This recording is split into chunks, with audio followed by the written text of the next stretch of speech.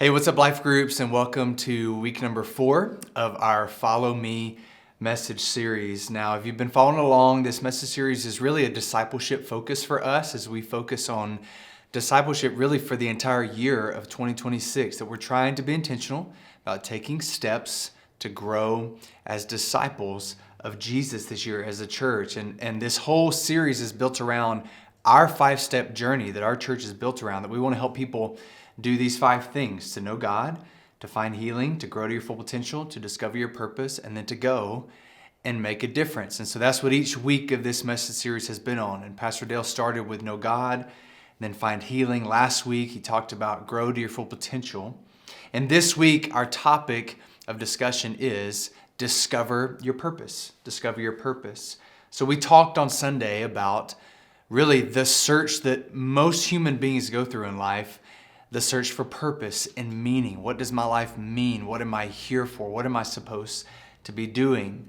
I mentioned that famous quote that the 2 greatest days in your life are the day that you're born and the day you figure out why. That all of us as humans are on this search for purpose, and that we, as followers of Jesus, we can unlock the key of discovering what our purpose is. And our big focus for the message on Sunday was wrapped up in this: that your purpose is discovered in serving people. That there's something about serving and putting the needs of others ahead of our own, like putting our faith into action and serving people, that helps us to live out our God-given purpose in a unique way. Remember that Jesus said to his own disciples that the greatest in the kingdom of heaven is the one who's willing to lower himself to the status of the servant and to be the servant of all. That, in other words, there's something foundational to the kingdom of God about putting others' needs ahead of my own. There's something at the core of what it means to be a follower of Jesus that is unlocked, or that says, I'm willing to lower myself and take a different position and to develop the heart of a servant. And so Jesus taught it, but then of course he modeled it for us and for his disciples. We looked at this passage of scripture a little bit on Sunday, but I want to take some time in our life groups to really dive deep into it and to unpack it a little bit. And that's in John chapter 13. We find the story of Jesus modeling what it looks like to serve others in the famous scene the night before he went to the cross, where he washes the disciples' feet. Now, just remember, think about this. This is the last night Jesus had with his disciples before he went through everything that happened with the cross. And what did he choose to do? These are some of his last words, his last lessons on that side of the cross. And he chose to focus on serving, like showing his disciples and leaving the example by washing their feet. And remember, this was in the day where people usually only wore sandals if they wore shoes at all. You didn't have Nikes, you didn't have Adidas, you didn't have all those. You were walking around in sandals. The streets weren't paved. It was dirt. It was dusty, all right? So these were grown men who had spent all day walking around in the dirt, in the dust, with sandals on. These were sweaty, nasty, dirty, smelly feet. And Jesus got down and he washed them. Let's look at it in John chapter 13, starting in verse 1. I'm going to read it to you. It says, before the Passover celebration, Jesus knew that his hour had come to leave this world and return to his Father.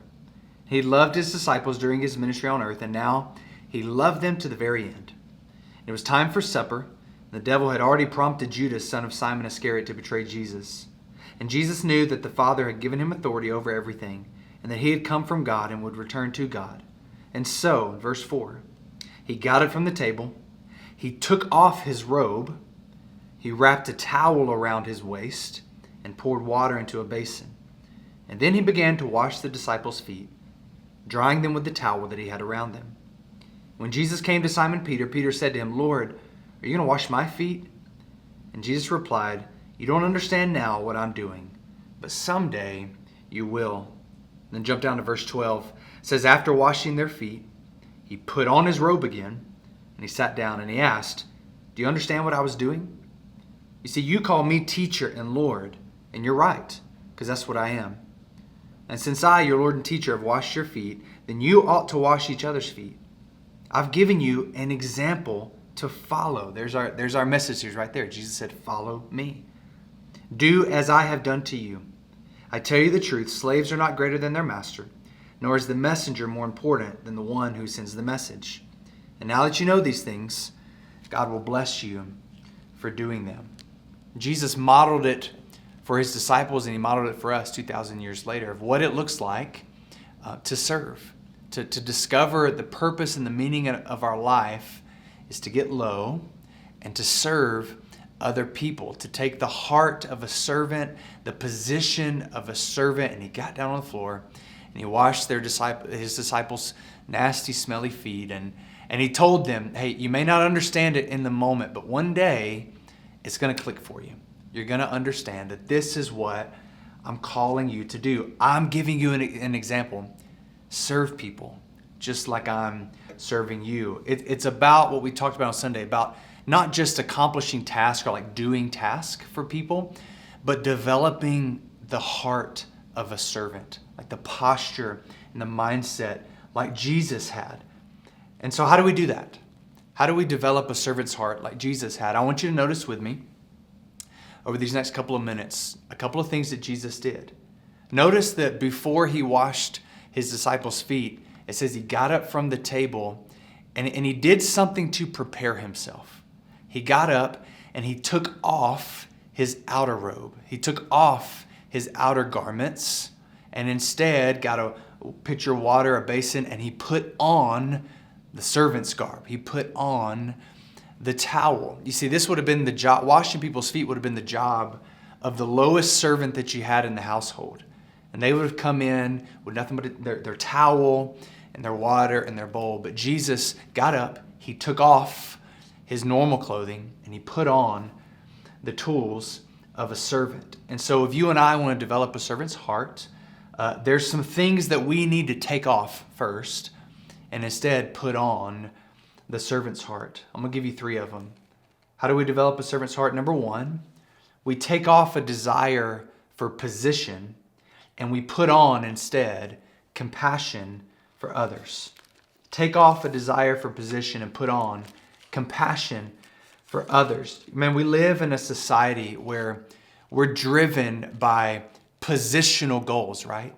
Everything in our jobs is all about getting that promotion. It's all about getting to a certain position. And unfortunately, what happens is we begin to see all the other people around us as jockeying for those same positions.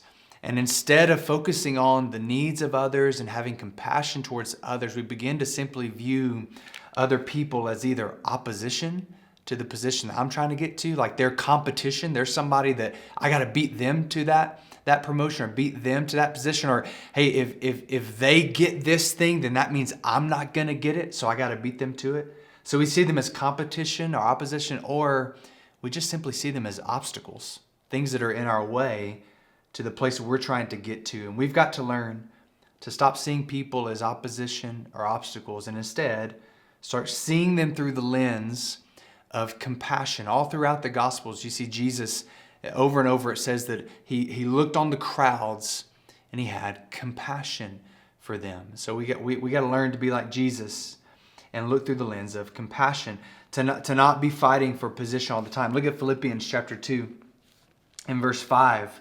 Again, Jesus modeled this for us. Paul says, you must have the same attitude that Christ Jesus had. And here's what his attitude was. Though he was God, he did not think of equality with God as something to cling to. Instead, he gave up his divine privileges. He gave up his position as the one at the right hand of the Father. And he took instead the humble position of a slave. You see that trade of positions that he gave there, that he took. And he was born as a human being.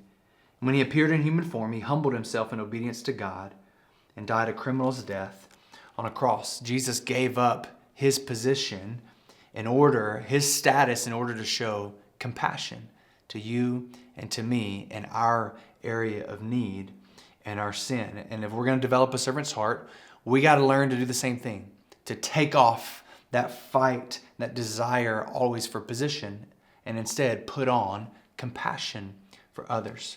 Number two, the second thing we got to take off is we got to take off convenience, and we got to learn to put on character. Take off convenience and put on character. Let's be honest with ourselves in our life groups this week. A lot of times I don't serve, whether that's at church, on my dream team, or that's an opportunity to serve somebody in the community, like on a serve day, or even just as simple as being in my own home. And I have the chance to serve my wife or my kids, but most of the time I don't take that chance. And a lot of times it's just because I don't feel like it. Or maybe even more often for a lot of us, I don't have time to, right? I'm too busy. I don't have time to go to serve day. I don't have time to stay for an extra service and serve. I don't have time to go out of my way and do this for that person in our community. But see, here's the problem. We're trying to make serving fit into our schedule instead of rearranging and shifting our schedule around chances and opportunities to serve. And we get it backwards. And we're looking for convenience. Well, I'll serve if it fits my schedule, if it's convenient. But God is more concerned with developing our character, that He wants to use these opportunities and chances to serve others to develop our character to look more and more like Jesus. And we've got to learn to start prioritizing character over comfort. Don't just look for ways to fit serving into my schedule, but man, what would it look like if I rearranged my schedule to make room and margin for opportunities to help and to serve and have compassion on people? We got to learn to prioritize character over comfort. I think about this, my kids, I have 3 of my 4 kids are in school. They're second grade, first grade, and pre-K. And so in the mornings, what I have to do, I have to go in early in the morning, I have to wake them up, I have to get them to get up and get ready to go to school. Now, without fail, almost every morning on a daily basis, it's a battle. It's a fight. Why? Because they don't want to get up. They don't want to get out of bed. They don't want to get dressed. They don't want to brush their teeth. They don't want to have to go to school that day. But you know what I don't do as their dad? I don't come in and say, hey, buddy, it's time to wake up, or do you want to go to school today? How are you feeling about going to school? And when he rolls over and grunts, I don't want to get up. I don't say, hey, you know what? That's all right. I just want you to be comfortable today. I want you to be happy today. I want you to do whatever you need to do today, son. That ain't what I do. No, I get over there, I rip the blankets off his bed, I put the clothes in his hands, I pull him up into a sitting position, and I say, look, I don't care what you're feeling right now. It's time to get up. You need to get ready. Go brush your teeth. We're going to school. Why? Because I know that going to school is good for him. It helps him to grow and develop socially and intellectually. It's good for him emotionally. I know that this is something he needs to do. He needs to get out of bed, and he needs to do something to grow during his day. I know it's good for him, and that's what I'm focused on. Helping him become the right kind of person. I'm focused on his character that he's developing, not just his comfort. And it's the same way with us. And we often seek convenience and comfort when God says, man, I'm giving you these opportunities to serve because I want you to grow. I want you to develop the character and the heart of Jesus, that servant's heart that we're talking about. And so we got to learn to take off that desire for position and put on compassion. We got to take off convenience and put on character. And then lastly, we got to take off selfish ambition. And we got to learn to put on instead this servant attitude. Look again at Philippians chapter 2, just a few verses up. In verse 3, it says, don't be selfish. Don't try to impress others. No, instead, be humble, thinking of others as better than yourselves. Don't look out for only your own interest, but take an interest in others too. The Bible's telling us, take off, get rid of, don't do all things just out of selfish ambition. Don't get caught up in just the things that I'm doing today, just my priority list, my checklist, my tasks, the things I got to do today. It's not about selfish ambition. No, it's about prioritizing other people even ahead of me. What a radical idea. What if I woke up tomorrow morning and I got ready for the day, I got in the car and literally said, all right, God, I've got some things that I want to accomplish today, but that's secondary. The most important thing that I'm going to prioritize today is the needs of all the people that I'm going to come into contact with. They are more important than me. Their needs are more important than my needs. What would it look like if we actually had that mindset and that attitude? We've got to fight pride and develop humility, and serving helps us to do that, maybe better than anything else, any of the other spiritual disciplines. When we serve, we're actively putting the needs of somebody else ahead of our own, and it helps us to fight pride. You see, pride looks at a relationship and asks the question, what am I going to be able to gain from this interaction? But humility looks at the same one and just simply asks, how can I help here? How can I help? Martin Luther King Jr. Famously said this in talking about the story of the Good Samaritan. He said, quote, "I imagine that the first question the priest and Levite asked was, if I stop to help this man, what will happen to me? But by the very nature of his concern, the Good Samaritan reversed the question. If I do not stop to help this man, what will happen to him?" That's what humility says. That's what serving says. That's what the heart of a servant thinks about. Hey, if I don't stop and do this, what's going to happen to that person? It's placing the needs of the other ahead of my own. So we take off a desire for position. We put on compassion instead. We take off convenience and we put on character. And we take off selfish ambition and we put on truly the heart and the attitude, the mindset of a servant. I want to leave you with this last verse that we read in John chapter 13 at the end of the foot washing. Remember what Jesus said? In verse 17, he had just said, I'm leaving this as an example. You should do this just as I'm doing it for you. Follow me in this example. And then verse 17, he says, now that you know these things, God will bless you for doing them. You see, here's the incredible thing about serving, that our purpose is discovered when we start serving other people. And here's what it looks like. You go into it thinking, I'm going to do something for somebody else. I'm going to put somebody else's needs ahead of my own, right? I'm going to do something that's going to help them. And through serving and through exchanging pride for humility and position for compassion, and through all those things, Jesus begins to transform our heart. And we begin to really, truly develop the heart of a servant. And all of a sudden, we find ourselves on the other side of serving, and we realize that we got more out of that than we gave to the other person. It's this crazy phenomenon. It's this crazy paradox of serving as a follower of Jesus, that we go and we pour out and we give only to realize that we're receiving more than we could ever give when we serve, because like John 13:17 said, that God the Father will bless us when we do these things. And so when we serve, we truly find the blessing of God on our lives. And in that, we find our purpose. And so I want to challenge you, even as a life group, find ways to serve others this week.